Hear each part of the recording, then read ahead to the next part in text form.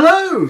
Good morning. Good morning to what have we called it? The Rainy Sunday Show. The Rainy Sunday Show. Or more precisely this week, the Muddy Field Show. The muddy. They've been cancelled because we've had so much rain the last few days that they can't. The fields aren't in good enough condition, but it's not actually. It's actually quite nice out there at the moment. But yeah, I mean, I can see blue sky and but there's clouds. Definitely it's clouds. just nice to have a Sunday off and a lay-in and a quiet start, isn't it? Instead of getting up and rushing out and stuff. Yeah. No, it's been quite good. So yeah, I can definitely see blue sky out there. Obviously it has been raining. Yes, last night there was a hell of a lot of rain, and it would have been didn't it? Yeah. so muddy. Anyway, I hope that everybody's well. We haven't got anyone yet. We haven't got nobody. But for those on build the it and they will recording, come. So I'm just going to carry on as if we have 1,000 people. Oh, there we go. We have somebody watching. Hello, welcome.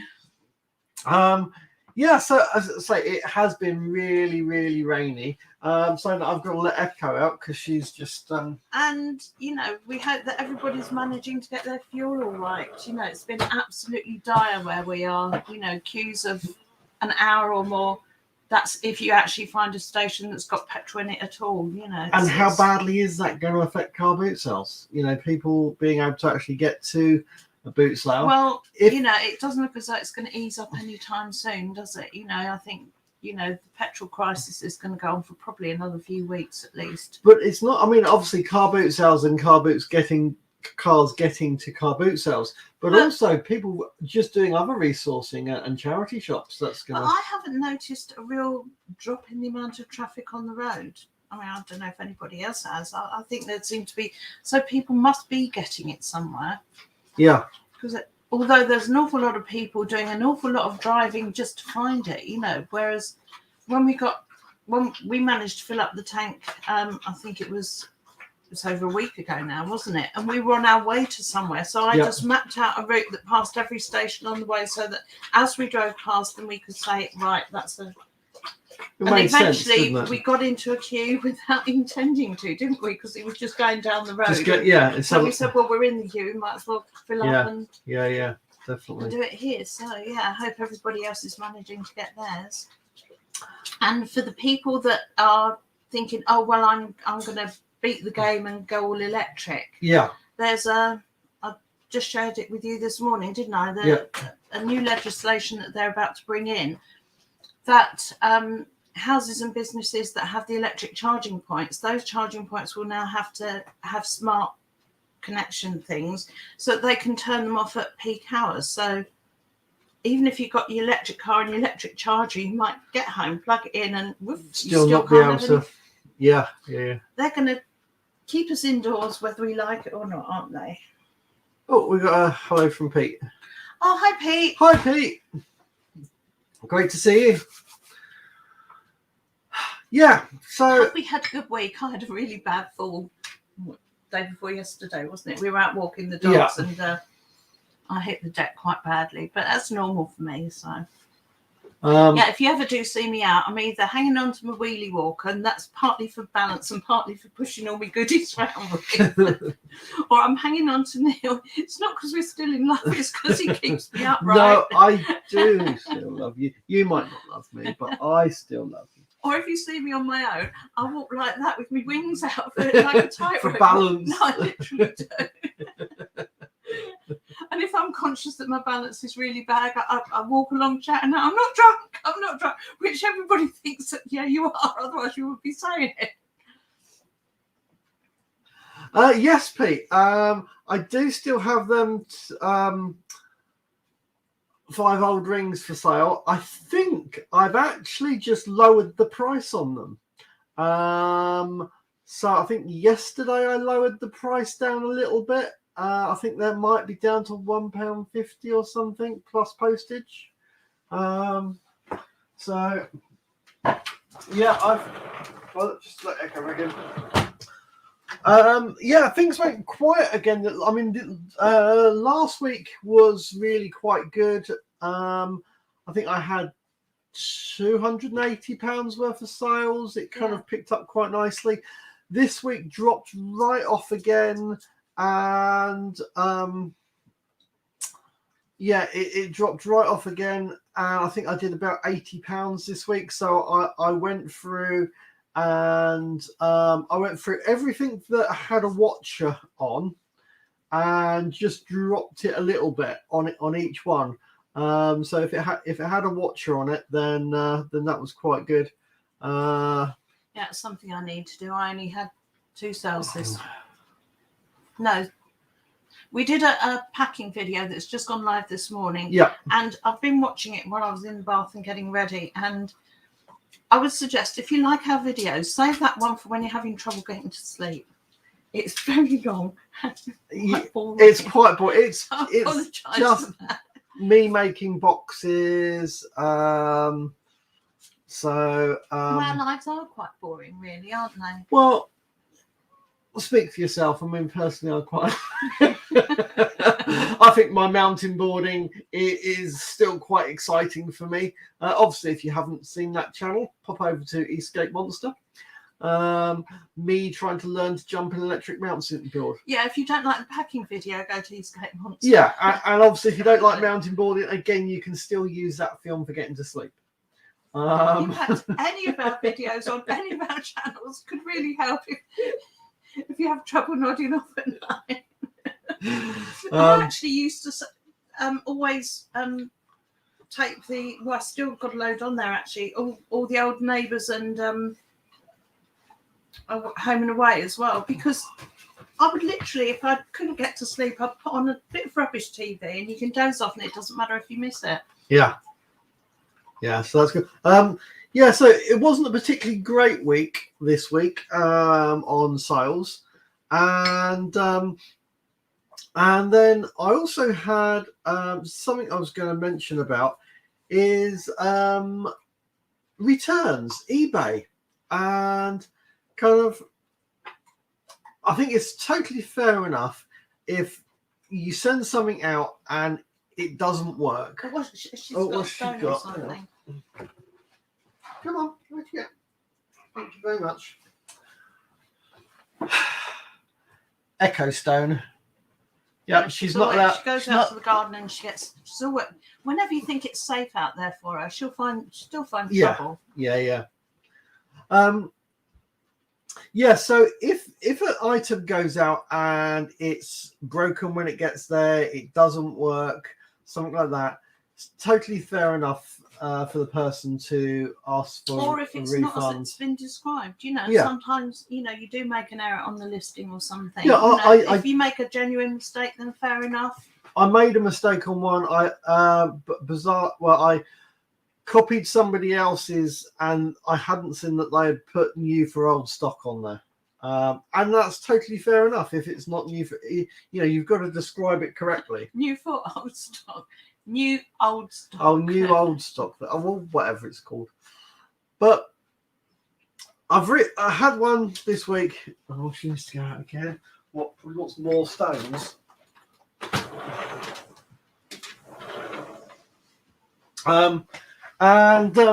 Yeah, sorry about that. So it's come back as not what, but they've done it as there's a fault or wrong description or something. But they've basically they've decided it's not what they wanted, so they want to return it. But I've got a no returns policy on there. And so I contacted eBay and said, well, I'm not going to refund them the money because it's just they decided it wasn't what they wanted to get. Yeah. So that doesn't actually make it my fault. And with a no returns policy, that should be fair enough. But they then make you wait 4 or 5 days, which they've then withheld the funds. So I'm having funds withheld that have already been paid to me. And thank you, Pete. You just bought them. Excellent. We should hear a ka-ching any minute then. I have to see your phone light up. So excellent. I hope you like them, Pete. That's absolutely brilliant. So yeah, so it's this whole thing about the I changed eBay. my mind. Yeah, I There's changed my nothing wrong mind. with the product, and it's exactly as you described it. But I've just decided that I I don't don't want want it. And then why should we then have to refund them? And also, if you get involved in postage. It's the postage refunding cost as well. postage and things, then you're at a loss. I mean, aren't you? it's one thing if you get the item back and then you're going to resell it, which is fair enough. But as you say, if you're paying postage on something, and if it's like if it's a medium package and it's £5 postage, then that could be the whole of something else's profit. If it's a small item that you're doing, and it's kind of sorry, just checking echo. So yeah, I just feel it's a bit wrong, and it does seem that I know it's the business that we're in, and it's what it is, but it does just seem that eBay kind of ignore their whole thing. The whole thing of when you click the button to buy, you're supposed to have entered a legal contract that eBay don't seem to care about. There you go. That's your rings. That's the rings popped up. There we go. Lovely. I shall have them in the post to you actually, might be able to get them in the post to you this afternoon. I think the post office is open today. Sometimes it's open on Sunday. So there we go. I will get them off in the post to you, Pete, and hope you like them. So and wrap them a bit better than that parcel you were doing in the video. I was cringing. Jan doesn't like my parcel wrapping. Jan is very neat and very good at parcel wrapping, and I'm not.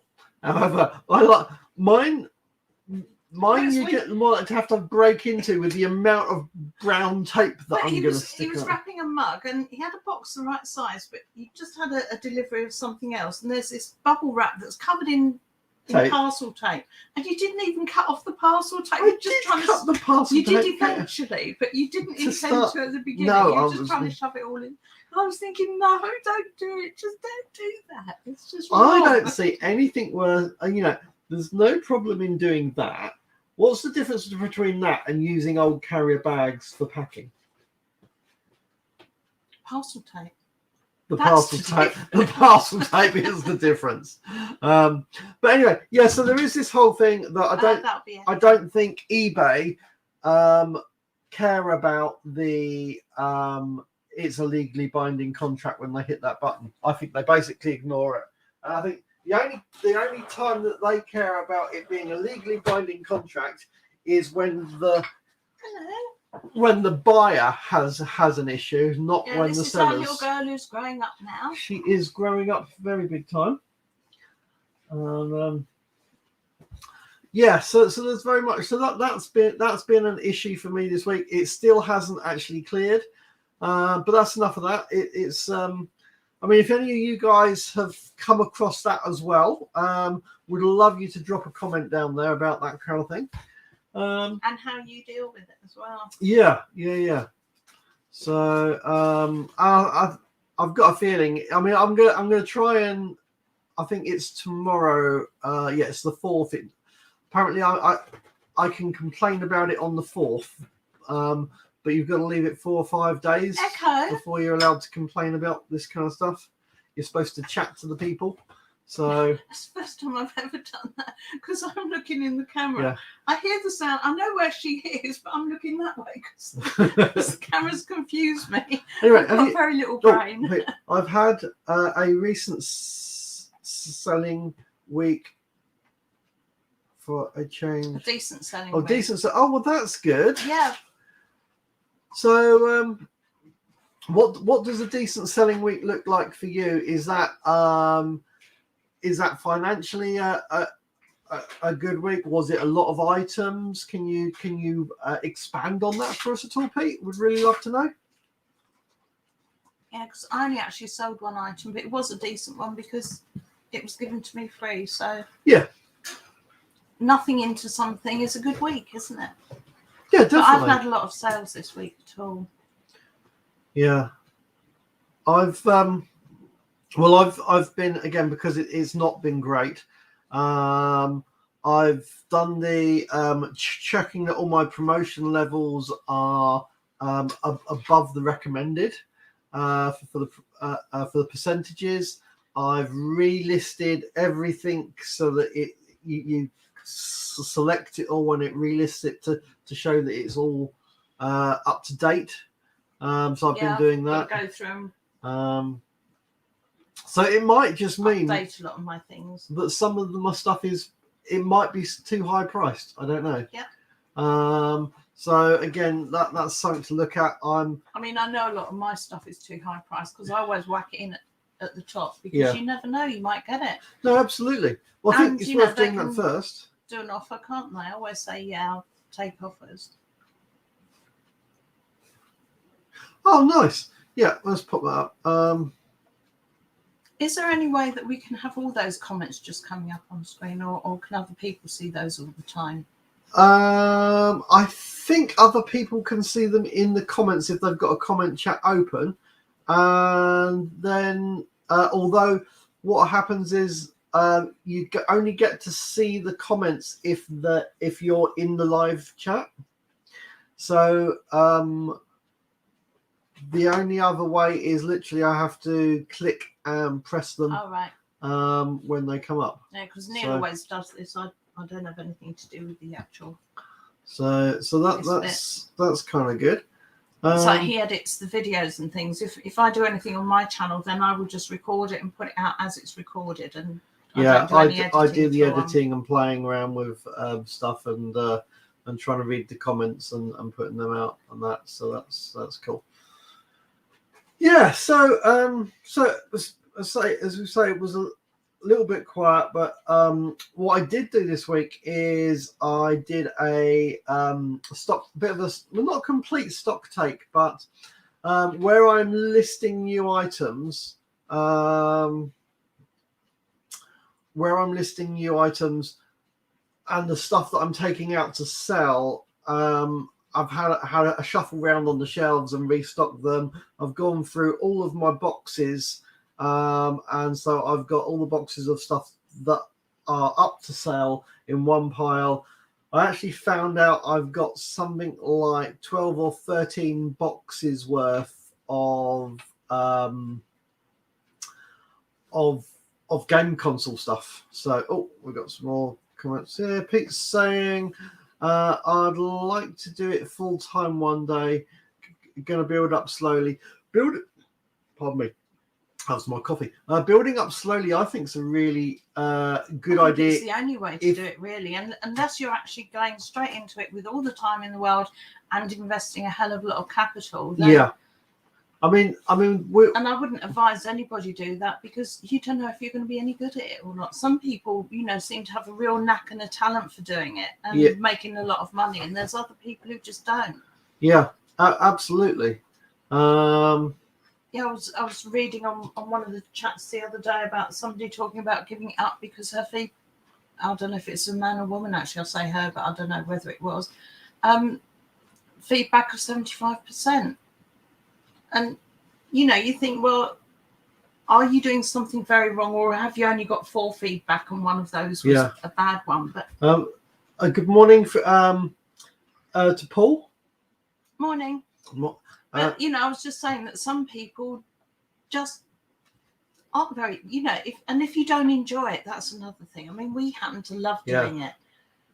I didn't envisage the downside of it, which is the mess that it's turned our house into, which is ironically why we went into it in the first place, because I wanted to get rid of a load of clutter, and now we're just absolutely buried under piles of stock.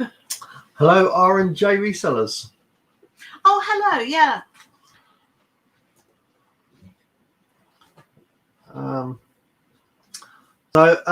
So yeah, I mean, the thing is with me is I kind of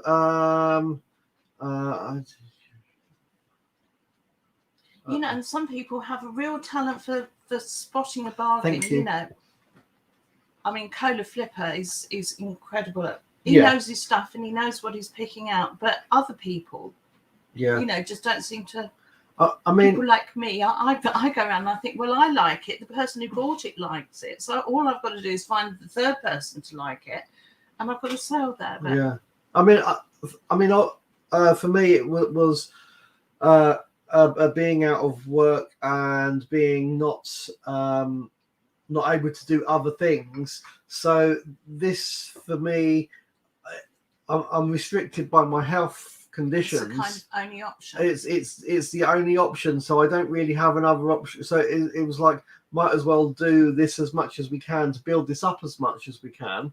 And earn as much as we can. Earn as much as we can. Because Neil doesn't have an income without it. Yeah. So there wasn't really a case of a decision to go from part-time into full-time. It's just, I just do what I can.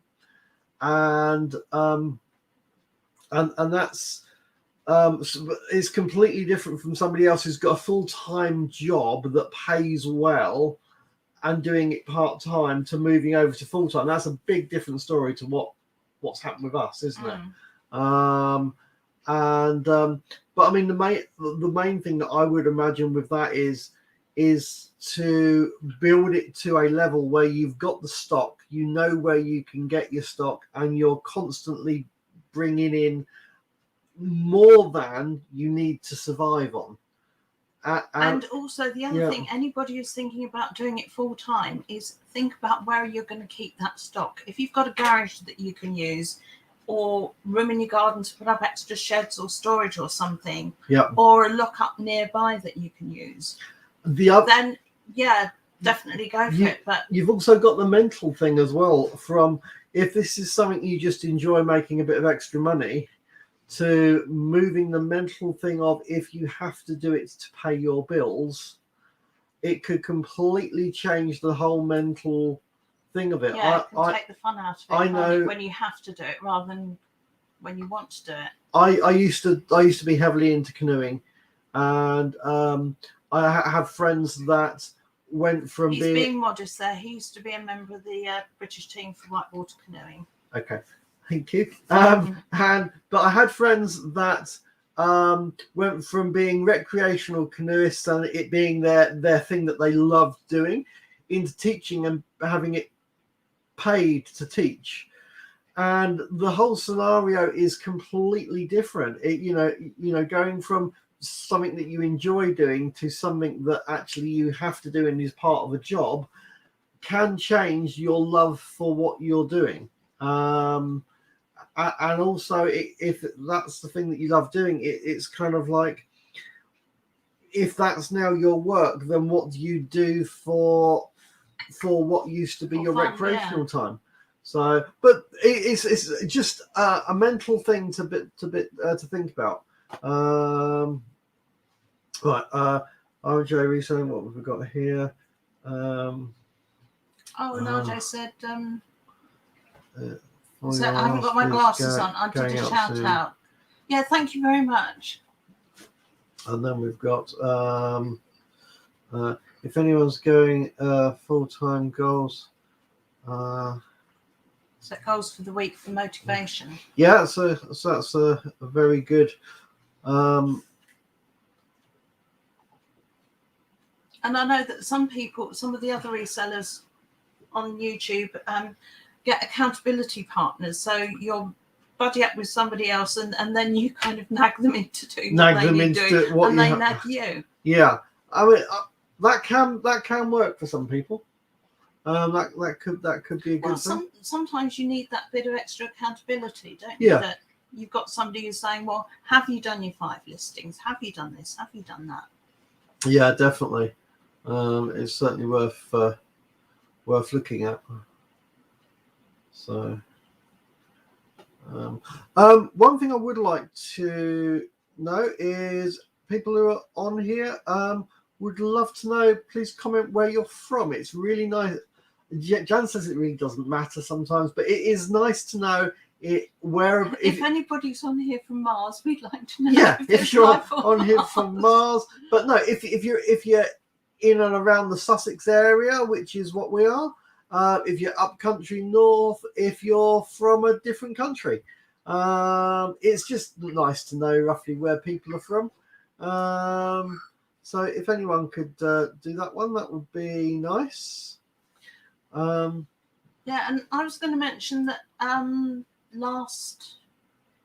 think it was last boot sale we went to, I bought a mulberry bag, a mulberry Bayswater bag, which when you buy mulberry at boot sales, it's always a gamble. Because there is that thing, if somebody's got a handbag that's worth that amount of money, why are they selling it at a boot sale when they could get an awful lot of money for it? But you never know that bag's history. It could be that it's been bought for the person or for their mum by a boyfriend or something, and they may not know its value. You know, maybe somebody's just had it handed on to them. And, you know, I've certainly bought second-hand mulberry before that have been absolute bargains. You know, there's others that I've paid hundreds for, but I found this one at the boot sale last week, and in the field, having a look at it, it looked genuine. I wasn't 100% certain, but I was willing to pay £1 to find out. So bought it home. But when I actually compared it, because I've got at least half a dozen at the moment in the house that are genuine. And when you compare the two together, you can actually see that the one that I bought for £1, in fact, was fake. But you know, sometimes at boot sales, mulberry, you don't even have to pick it up. You can just spot by looking at it that it's a definite fake. But others, some of the fakes are so good, that it's really, really hard to tell. So I thought I'd just give a few pointers to anybody who's picking up mulberry. Are we putting a picture on? We will do in a second. Yeah. The first thing, obviously, is look at the quality of the leather and the thickness of the leather. You know, they don't use very, very shaved thin leather. I was going to show the clasp as well. Actually, can you get the bag down? I can. You keep talking. Yeah, because some of the hardware does look really quite genuine, but you kind of got to go know what to look for to see. Which one was it in? Sorry about this. Yeah, this is a genuine fake Mulberry Bayswater. And you got the... Oh. We're just going to move the camera. Yeah, the postman's... Right. This clasp here, when you turn it over, if it's got Phillips screws there, that's a definite sign of a fake. Right. Mulberry always use the flathead screws. On both sides? On both sides. Right. Now this one, sort of out in the field, the zips and things are good quality on this. And if you can see, it's got the Mulberry logo on, is it on both sides? Yeah, on both sides. So that looks good. But I don't even know if I've got the strength in the fingers to do this. If you turn it over and look at the back of the zip there, that's completely plain. Yeah. So that tells you that's a fake. Now, if you bring up the picture of a genuine one of my other bags. No, I'm not sure about doing this. Let's see if we can. What happens if I do that? Well, I was going to say another thing is Mulberry often have the identification disc inside. Oh, where are you with that? You've got the... Yeah, hang on. The disc there inside that has an ID number on the back. But that on its own, sometimes these are also faked. They will feel totally genuine. But look up the number, because they tend to... Whoever fakes them must make those in batches. So you've got all sorts of different bags that will all have exactly the same number on it. Whereas a Mulberry bag, that number is just for that bag alone. And now Neil is trying to bring up a photo. I sent it to your messenger like you told me. Yep. Yes. Right. Oh, if you look it's at the... very small. Well, let's see if we can make that bigger. If you look at the back of a mulberry... Oh, it's not very focused. It's too large. I can't see.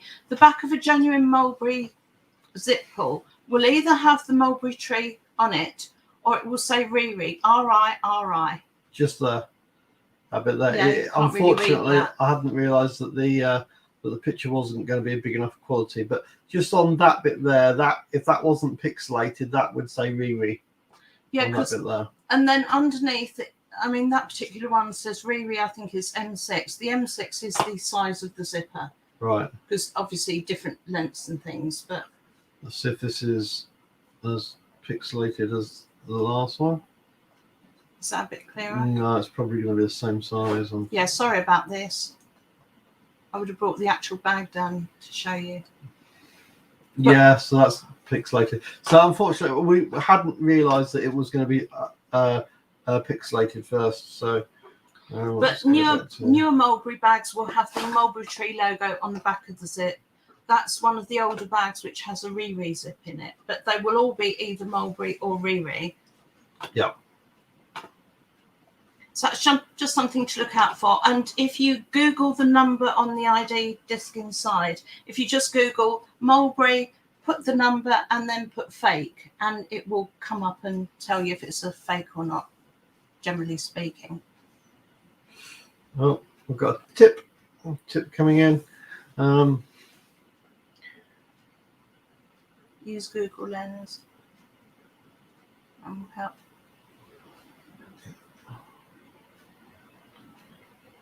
Yeah, is that for identifying stuff, I think? So if we're trying to identify stuff out in the field. Yeah.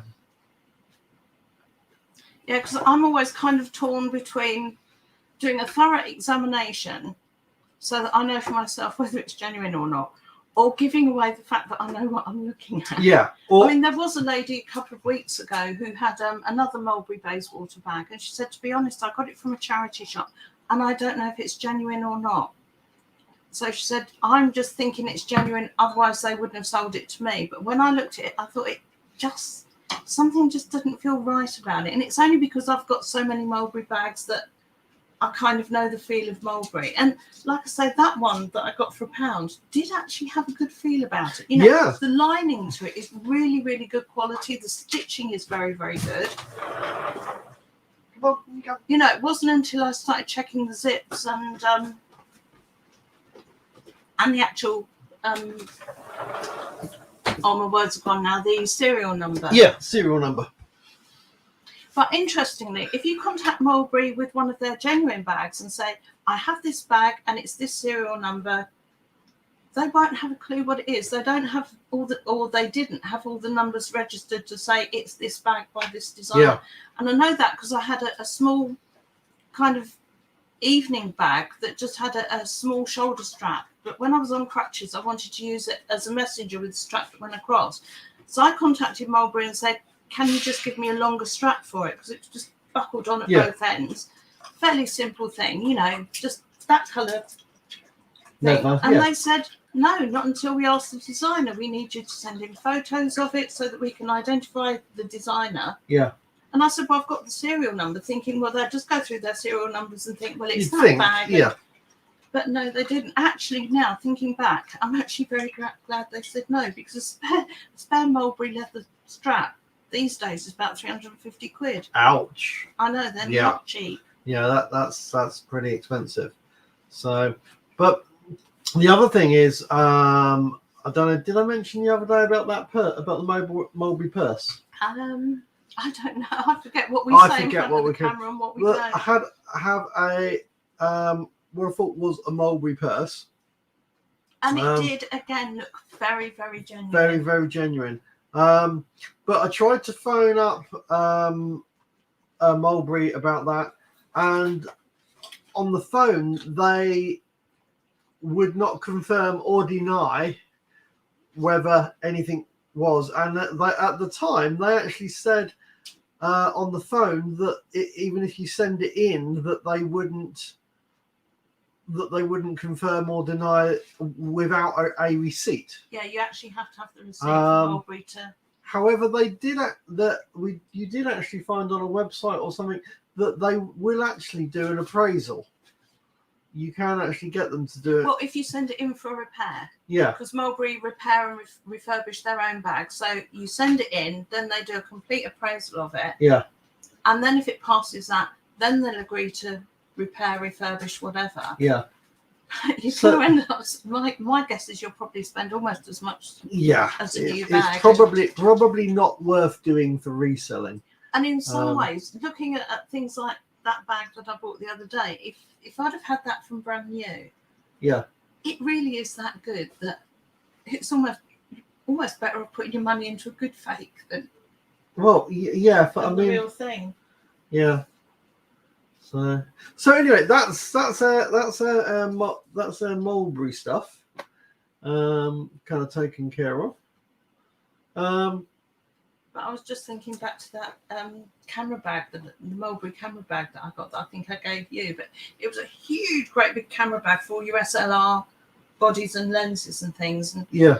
wondering how much that would have cost brand new. It almost looked as though it was custom made, but Yeah, that was is that Mulberry? that was Mulberry, yeah. Let's have a look at that. It's upstairs.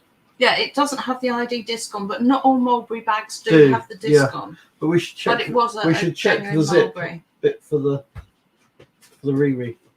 Yeah. That's something to. But yeah, that can be. I mean, that is quite a thing, obviously, for us resellers. It is, you know. Well, you've moved the camera. I'm kind of falling off the side. You're falling off the side. If you go, is it that one? That one. There we go. That's better. That's better. I'll see, I'm back Oh, in the hello, picture. back in the picture. So the whole thing of are things genuine and fake? That's quite an issue, really, isn't it? Well, it is, because things like, you know, they fake so many things nowadays, don't they? You Yeah. know, faking Doc Martens. You know, you would think that there's not enough money in selling a counterfeit product, but Yeah, clearly there is. clearly there is. Well, I had a thing pop up this week. I had one of my items removed from eBay, and it's I didn't realize. Well, I was at the boot sale, and you'll probably see that I picked up a Sky HD box, and there was also a Virgin. I think they call it a V box, but it's a Virgin TV box. TiVo. It's not I actually. think Virgin is TiVo. It isn't normally is TiVo, but this is a different box. It's not actually TiVo. It's another box like it. Oh, it's predecessor probably. Yeah, but that was removed, and it was actually Virgin Media that asked it to be removed. And I didn't really understand why. But Jam, you were saying about the possibility. I think it's because with Virgin you don't actually own your box. When they put it in, it remains the property of Virgin. I think so anyway. Like in the olden days when you had your phone put in, you didn't own the phone, you rented it. Yeah. So if that is true, Virgin, if you want to contact us and you want your box back, let me know in the comments. If not, I'll take it. Yeah, if you want to pay the postage, you can have it. If you want it back, you're more than welcome to have it back. Just let me know. And if you don't let me know, I'll take it that it's okay that I sell it somewhere else other than on eBay. But I bought it in good faith. Ground doing that, but there again, if you don't sell it, well, just take it and recycle it. I bought it in good faith at a car boot sale. Had no indication that it wasn't theirs to sell. If that is the case, well, I don't know the contract that people sign with it. Yeah, I'm only guessing that that's what's happened. Well, as you were saying, that kind of thing used to happen with British Telecom and your phones. With phones and that. I had one of the very first push button phones, and years later, when I'd changed it for phones that I bought and refitted, I realised that I'm still paying rental on a phone that had been in a cupboard for years, and I contacted them and they actually came out and picked it up because it was their phone. Oh, this is an interesting one. Jerry says, did they have remotes with the boxes, and do you know how to check remotes if they work in the field? They did have remotes, but no, I don't know how to check a remote in the field. If you can, I would think if it's got batteries in, then can't you? Doesn't the infrared light? Couldn't you shine it on something? But no, please tell us, because I'm only guessing here. I'm just guessing now. I'm just guessing. before you pop it up. But I'm guessing that if you put your phone on camera and you press it, I've got a feeling that your mobile phone will pick up the frequency. Or it'll ring your mum when you didn't want it. Yeah, I've got a feeling that you aim your phone at it and your phone camera will pick it up and see the light of it.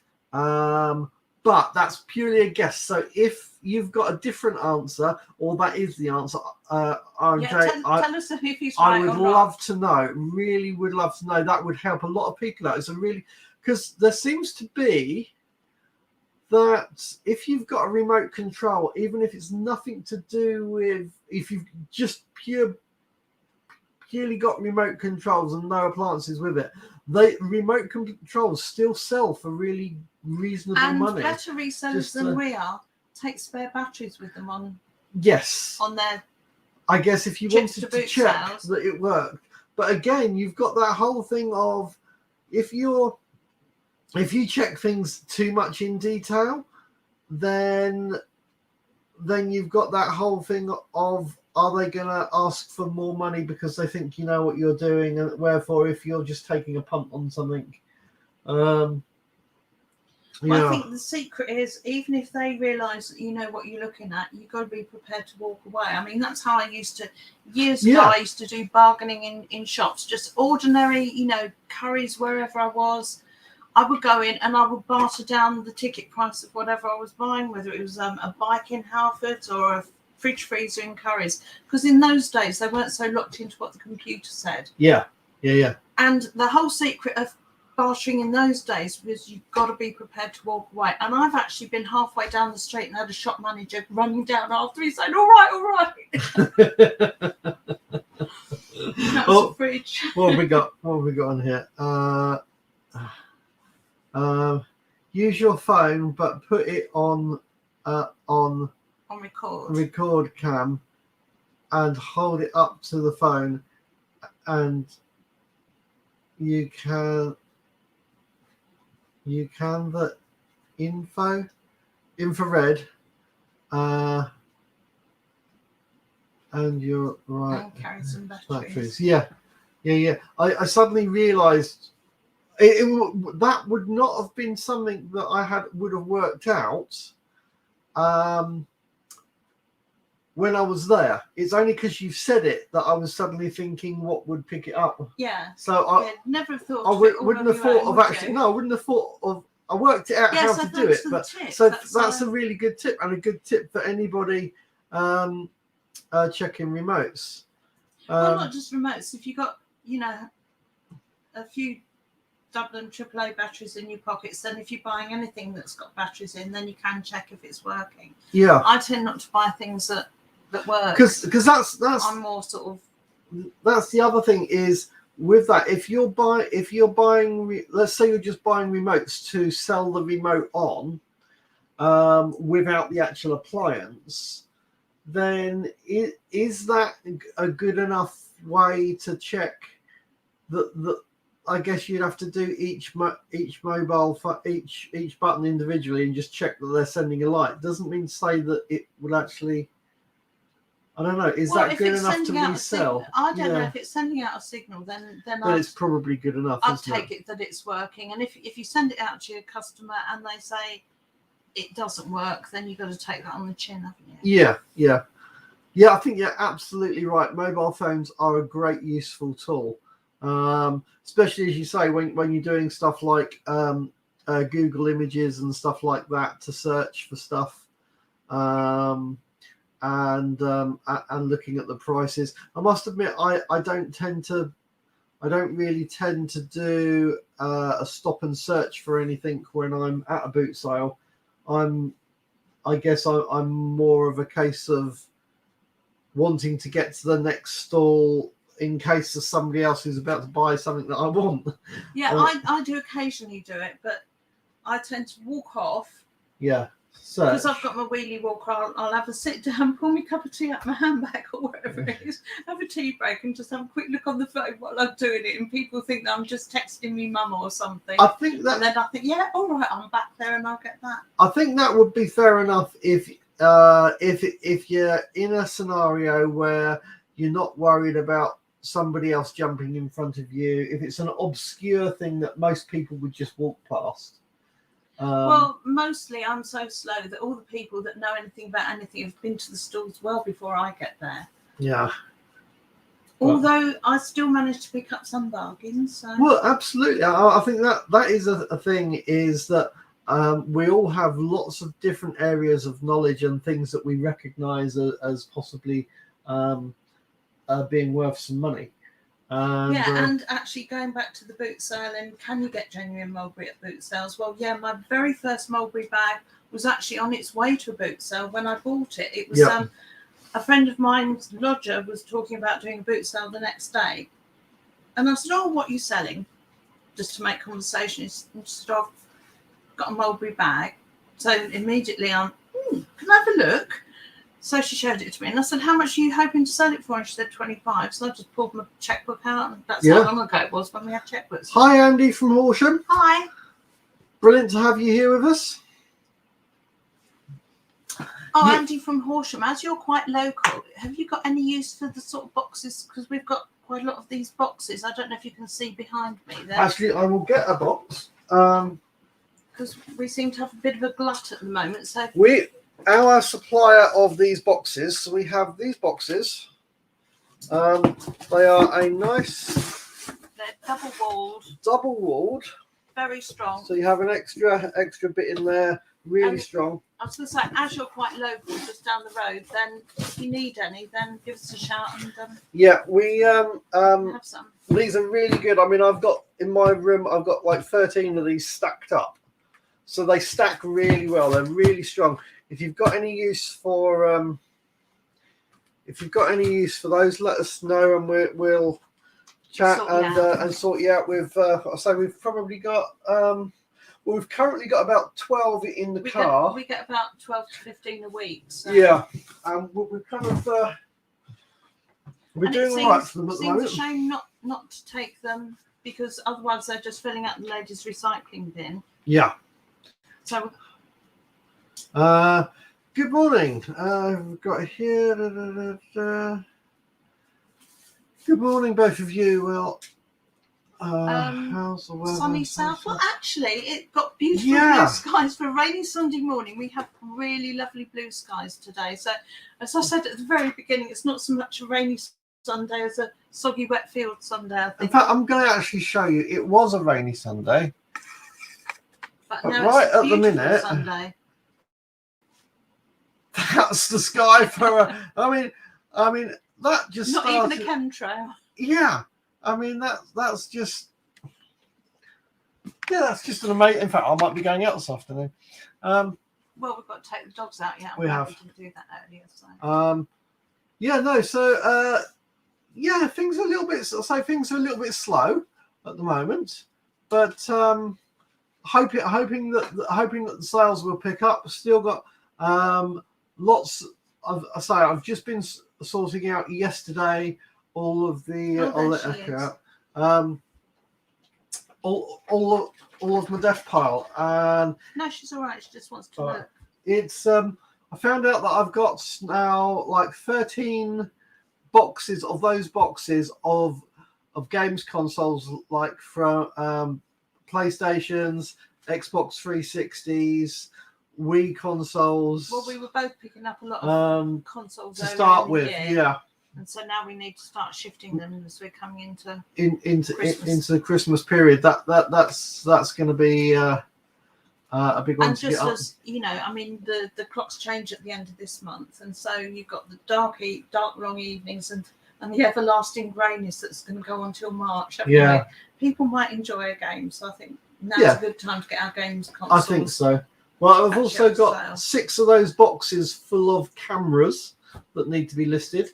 With the amount of cameras that I've been picking up. And because the amount of stuff that we've got in the house, I had this really good idea. I thought, let's sell it. Yes. Let's just get rid of it. Get rid of it. Sell Just it. before you know, it's going to be spring boot sales, and we'll be, we Yeah, can buy more. got to get it. We can buy More tat to sell. So we really need to focus now. We're coming out of this year's boot sale season. We need to really, really focus on selling it all. Yeah. What have we got from Andrew? Thanks. That would be great. Always looking for boxes. eBay slow for me too. I will contact you when I need them. I've got them at the moment. Yeah, Sure. That's no problem. Well, what we've actually done is when we're not using them, I'm actually cutting them down as in flattening the box. Tape off the bottom. Just take the tape. Yeah. So to reuse them, all we've got to do is put the tape across the bottom and it's back up again. But anytime you need any, then just get in contact. And if we've got a load still. Yeah. Because as Neil said, we've got a car full at the moment. If you guys don't know, we actually do have a Neil and Jan Resellers a Facebook page. So if you do want to message us directly, if you go through that and you can send us some. I mean, we're probably going to pick it up on YouTube anyway. But if you do go to that page, this morning I was just uploading a whole load of more films that I haven't been up to date in putting these directly onto there, but I've been doing that a bit more. But yeah, if you message us through that, then you'll get us on Messenger, and then we can. Anyone wants to meet up at any time, just send us a message on that. More likely to get us. So anyway. Yeah, and we had a comment on one of our films a while ago that. Neil says a lot. Yeah. And and and my immediate reaction is, have you ever listened to yourself? When it's not until you actually start taping yourself that you actually realise what you're saying. I've got another friend who does some YouTube videos who says literally about 15 times a sentence. It's literally everything she says is literally this and literally that. Filler words is something that people do. Having filler words you're and in noises. good company because Prince Charles goes a lot. Yeah. My thing that I noticed on my YouTube channel that I'm always saying is, I haven't got a clue what I'm doing. This isn't a how-to video. This is just what I do. But don't copy me because I haven't got a clue what I'm doing. But what I was going to say with Neil is that yes, he does go and quite a lot, but when I first met him, he had the most incredible stammer. And I used to stutter a lot. I still do. There's certain words and certain things that I do stutter on. Or if he's about to get a migraine, I notice that his speech goes. So I would much prefer to go than to stutter. And because it's really hard when somebody's stammering not to go just. And just shake out of me. But it's like a stuck record, isn't it? It's just like, get it out. Oh, we've got Night's Life. Hi, Night's Life. Hi. And we actually cured him of his stammer. Well, it wasn't. Yeah. By talking in a West Country accent. Because I said to him, because he wouldn't believe it, but he speaks, or he did at that time, spoke fluent Japanese. And I said, do you stammer in Japanese? Well, it wasn't fluent, but I used to speak some Japanese. He says it wasn't fluent, but when he used to meet up with Japanese people, he could hold a conversation. Now, I call that fluent. Whether you steered the entire conversation around words that you knew, I don't know. So, some of it probably was. I mean, I didn't know everything. But I used to, for 3 years, I studied to read and write and speak Japanese. And I could say, like, Hajimemashite, watashi wa Neil desu. Dozo yoroshiku onegaishimasu. Hello, my name's Neil. Pleased to meet you. Ichi-ni-san-shi, that's about all I've got. Yeah. But anyway, what Jan noticed was that me doing the speaking in Japanese, I wasn't stuttering. So I hope people don't mind the ums and ahs. It's a little bit frustrating. I know. Hang on, got to let dogs out. But it is what it is. I'm not a trained presenter of a TV show. Well, this is YouTube. Neil, Even So- like I say, even people who orate as a living still do, like you say, filler words and do ums and ahs. Yeah. So it is what it So- is. So but I just but thought try I'd not point to out annoy that- people. What I did also, what there also is something that I find annoying. I Is find that annoying. He does that. I do that point I'm going to point at you. What I find annoying is when I'm wandering around car boot sales, I do tend I hum. You know, I get a little tune in my head and I kind of hum, and it's on camera, and I'm really sincerely sorry that I hum on the films. You do it all day. No, It's like, where's Neil? Just follow the humming. just follow the humming. It's one of those things I Did your used dad used to do that as well? I don't know. I have a Well, feeling you people did. years ago, people used to whistle. True. I Nobody mean- whistles anymore, do they? No, you don't really get people whistling. I can't remember the last time I heard People- anybody in the street whistling. People used to whistle, and then they'd be humming and. Well, that door's cut. It's covered. Yes. Might look lovely out there, but it's really cold. Just having the door open for the dogs there. Yeah. It's really, really chilly. So So we'll have to wrap up when we take them out. yeah, we'll have to wrap up warm, just because it's a little bit chilly. And I'll have But, to do my best not to fall over today because I don't want to get covered in mud. Yes, don't do that. Reckless is here. He's having a little bit of a hello. So yeah, so that's the humming and the umars and all that kind of thing. What else we got going on? I don't know. I have no idea. Don't ask me. I've only got half a brain. I've got no idea what's happening. Okay, so here's a quick one. People who you guys who are selling stuff this week, what was your, if you're prepared to comment, what was your best item that you sold this week? Would love to know. Trying to think what my best item this week was. I sold a coffee machine. I sold another coffee machine. Yeah, you're having a real run on coffee machines. aren't you? Yeah, those coffee machines. I think I sold it for, I think it was £17.50. I think it was. Paid £2. Yeah, I think I paid £2, maybe £3 for it, and I sold for 17. That was probably one of the best ones. I had a what else was it? Did a sat nav this week. That was reasonable. Oh, and also had a while back. There was the car boot sale was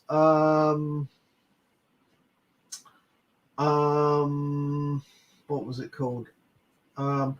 Yeah, there was a. I know that there was a car booter who didn't want to take anything home with them, and they had a camera lens. Oh, that was down at Flyover. Yeah, Shore Flyover, and I picked. And it was kind of the end of the morning, and he was just saying, "Everything's free. Tell Yeah. what you want to take it away." I picked up a camera You lens. took quite a few things. I from did, them, didn't you? yeah, and they sold well. So that was quite. That was. So I don't know what she's just done out there. Puppies in the garden. All of a sudden, she jumped backwards. I don't know if there was a wasp or a Fly fly or or something. something. But yeah, so that actually sold this week as well, and that was something I picked up for free. And so. Oh, she's got a leaf. Oh, what's this? Crew Cut personal cutting machine, 90 quid. Crit Cut. Yeah. Yeah. Well, I paid. What did I pay for mine? About 200 or 300 quid. 200 or 300 quid for. So for yeah, them. that is a So good price for that. that's a yeah. So what? Or Do you is that remember the what? smaller one than do you mine? remember But what you even so, picked it up Cricut, for? Yeah. Do you remember what you picked it up for? What's this? Sales been very slow. Also sold. What's that? Corsair Pro LED magnetic levitation fans to impact £35. Don't actually know what that is, to be honest. Well, Corsair's a car, isn't it? So, isn't it? I don't know. No, I don't. Corsa is a car, but that's a cool. Magnetic levitation fans. Don't actually know them, but they sound good. That sounds like some reasonable. I'd be really interested to know what you picked up the crit cut for, because obviously 90 quid, that could be a very good, really big kind of profit. Yeah, because I don't think I've ever seen a quick cut. Can you let her in as well? Yeah, I must admit, I mean, knowing what they are, if I saw one, I would definitely pick one up. Okay. Did you bring me a leaf? Yeah, can't get it. Oh, she's got a stone. You got a stone? Yeah, I can hear it. Can you get it out? Let's have your stone. Come on. No, Horrible puppy's always chewing on stones. Good girl. Have to get them out because if she swallows them, we're going to be in real trouble. It's going to be an operation. Did you get it? No. There was nothing in there. I thought I could hear her chewing it. Well, obviously not. So, what have we got? I'm getting some James Bond film prop pistols this week. Wow, that sounds cool. Yeah. So that's I mean, obviously you've got the whole thing of pistols being props, but actually being associated with a film that probably makes them worth quite a lot of money. We went on a film shoot once, didn't we? We did. A friend of ours was had a gun that shoots blanks and was taken in for the filming. Yeah. We drove him up to it was up in London by the docks. By the docks, yeah, wasn't it? Yeah. And he had to show the actors how to use it because you can still get nasty burns even if it's Yeah, he had a shop where he did costumes and he also used to have a very big stock of armory that was used for props, and they also used to do medieval reenactment stuff, and yeah, he had some pistols that were going up to a film shoot, and we gave him a lift. But really interesting for when you have the gun with the instead of stuff firing out the side, that once the let's call it a cap, the blank goes off, it comes out the side, and that he put a magazine, a paper magazine kind of there, and it literally blew it to pieces as it it was fired, just to show that that's what you've got to be careful of. It's at the side of the gun where it comes out. It wasn't a big movie like James Bond. I think it was an indie film, but it was still interesting. Pretty cool to go up and be on the shoot. Yeah. What have we got here? Even though we weren't even extras, we were just bystanders. We were just bystanders. Yeah, the dogs. Excellent, thank you. What's this one from? I picked it up a few years ago from Car Boot Sale, but can't remember. I think I paid about 30 quid. Because is for a computer. Right, computer fans. That makes sense. Yeah. Cool. Well, that's a nice 60 quid profit roughly, so that's pretty good. Yeah, hope you got some the younger two dogs are having a bit of a wrestling match behind us. Are they doing wrestling? Are they? No, they've got a toy that they're just starting to play tug of war with. Fair enough. Yeah, well, it's good to get some good profit and stuff on things. Well, I'm hoping that this week's gonna pick up a bit, and I haven't looked at the weather forecast yet to see if we're going to get some good weather next weekend. But let's hope we get some sales in. We're just going to have to hope that our death piles will carry us through winter, because neither of us have been very good at charity shop pickups, have we? No, we've not really done well at that. I mean, I bought those drink coasters that I paid, I think, $1.25 for, sold for £8, but that's the only thing that I've sold that I've picked up at a charity shop. So yeah, and the light's suddenly gone a bit bright on that. Well, the light's suddenly gone a bit bright on that. I'll probably move the camera and it's gone a bit bright. But anyway, we are up to an hour. So we're probably going to call it about it at the minute. Let's just do one more comment here. I sold a telephone to a TV company in Ireland for a TV show. Well, that's I think nice. it's always exciting when, and, you know, hoping that you're actually going to see it. And that's one of my goals. I think I'd really like to buy, to have something and sell it, and know that it's actually going off to. Well, I've always wondered TV about. show. I used to do a special booking at Stonehenge every autumn equinox, and take a big group of people in for a ritual. And there was one year when we had a helicopter go around with a man with one of those huge old TV cameras, Yes, literally hanging out the side of the helicopter filming us, and we've never known who that was. And I've often wondered, yeah, you know, somewhere somebody spent a lot of money recording what we were doing. yeah, hanging outside of a helicopter and filming. So I often wondered about that, but someone mentioned. then again, you know, we used to get changed in the car park, in the Stonehenge car park, and often there'd be coachloads of tourists there, especially the Japanese and Chinese tourists, and they'd all take photos of us. And I sometimes think I've got photos in people's albums on the other side of the world that, you know, I've never met. It's just a bizarre thought, isn't it? But now we're beaming into people's homes as far away as Australia. You know, we've got somebody who's watched us from Australia, and it's crazy to think that we've got this outreach now. As mentioned, somebody did actually mention your tattoo. Yes. If you'd like to share your tattoo.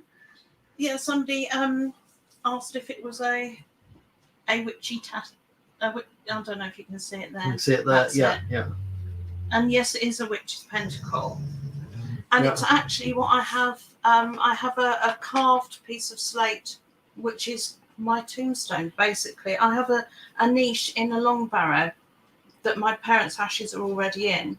And the cover stone for the niche has that carved into it. I don't know if you can bring up the photo. I'm going to try and bring up the photo before we finish. For anybody that's interested, perhaps can. people wouldn't be interested. Right, let's see if we can do that. Right, let me just. When you said that, I thought you could get to photos really quickly. Well, it's not that quickly. It's. But it should be quick enough. But that is actually literally my. I don't know if you can see that. Going to do that small thing again. There we go. Yeah, that is our niche. And my mum and dad's ashes are behind there, and also Pickle, one of my cats, is already there. Darcy and Molly will be going there next time we go. Yeah. And one day I'll be there too. And this is in All Cannings Long Barrow. Yeah, in Wiltshire. So, which is quite. Yeah, so in life or in death, you'll know me by that sign. Anyway, I think that was it, really, wasn't it? Yeah, I think that's kind of it for today. I hope you guys have enjoyed the live. And what was that? Oh, I couldn't read that picture. that was one that's been up. Right, Yeah. okay. Yeah. Yeah, it's been lovely having you company again. Yeah. And let's hope next Sunday it's going to be sunny for a few days before, so the fields are dry enough that we can actually get out and get to some boot sales again. So yeah, because we know certainly our local one at Faygate, he's intending to go on as long as weather will permit. Yeah, absolutely. So and look forward to continue supporting the local boot sales. So anyway, have a great week, guys, and we'll look forward to making some films for you this week, and catch you guys soon. Bye. Bye.